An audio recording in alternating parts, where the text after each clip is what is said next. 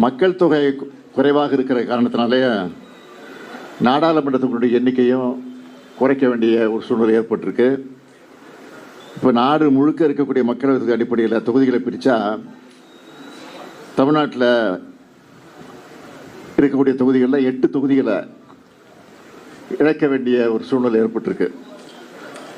அதாவது இனி தமிழ்நாட்டுக்கு 39 எம்பிகள் இருக்க மாட்டாங்க, 31 எம்பிகள் தான் இருப்பாங்க. இன்னொரு முறையில் கணக்கிட்டு பார்த்தீங்கன்னா நாட்டில் ஒட்டுமொத்த எம்பிக்கள் எண்ணிக்கை உயர்த்தி அதுக்கேற்ப பிரித்தாலும் நமக்கு இழப்பு தான் ஏற்படும். நமக்கான பிரதிநிதித்துவம் குறைஞ்சி போயிடும்.